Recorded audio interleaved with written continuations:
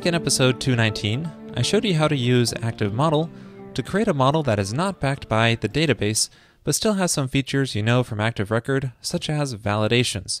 Now, ActiveModel is great, but it's not very convenient to use directly like this. You can see it takes quite a bit of code just to make a simple model that has some validation support. There is a gem that can help out with this called Activeattr by Chris Grego. It's described as what ActiveModel left out, and is true. It makes it much more convenient to create a tableless model that behaves similar to Active Record. Let me show you how it works here. Here's the application we'll be working with.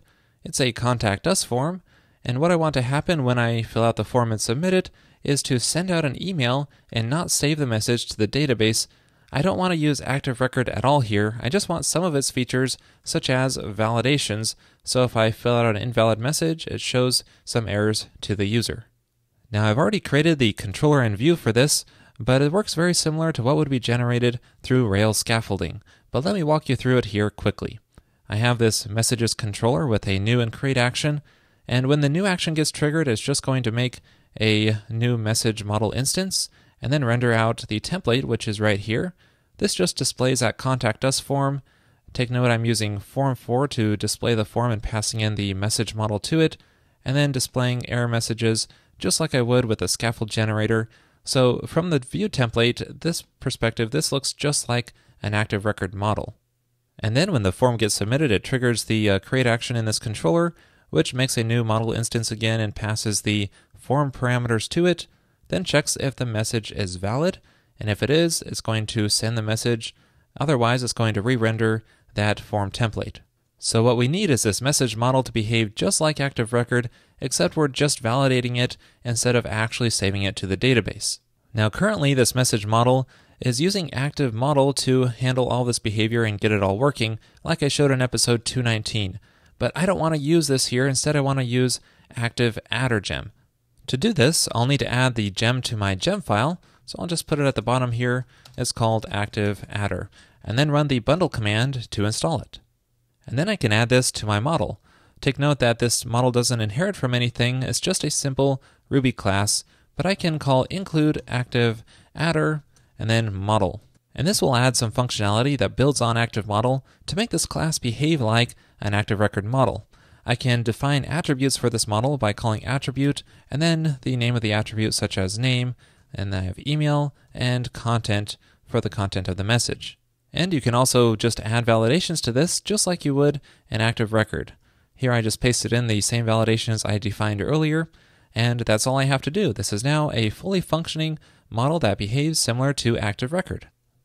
So now with Activeattr in place, if I try visiting my application again and submitting the form, I still get my validation errors just like I expect, and the model is quite a bit simpler. Another feature that Activeattr provides is mass assignment protection. So let's say, for example, that I have another attribute called priority, and I don't want this settable through mass assignment through form values. So I can say attr accessible, just like I would an Active Record, and just providing the attributes that I want settable through the form, so that way this attribute is protected. And you can see that behavior in the console here. If I try to create a new message and pass the priority to it, that will not work. You can see it's not set because it's protected. However, I can set it directly, and that will have the value. Now, Activeattr also allows you to call an attribute with the question mark method to force the attribute's value to a Boolean, just like Active Record does. Now, in future versions of Activeattr, you'll be able to pass in additional options to this attribute call, such as specifying the type of the value, and we can say something like an integer. That way, any value that's set to this attribute will be typecasted to that. And you can also set a default option as well, so that way when a new instance is created, it will automatically have this value for that attribute. Now, these options aren't yet available in the current release, so I'm just going to leave them commented out, but they may be available once you watch this episode. Well, that's all I have for this episode on Activeattr. It's a great way to make a tableless model. Now, I encourage you to check out the documentation for further details. What I've shown you here is how to include the Activeattr model module, which includes everything, but you can see that there are separate modules for the different behavior if you want to only include a specific behavior in your model. In the Pro episode this week, I will show you how you can use Minitest in a Rails application.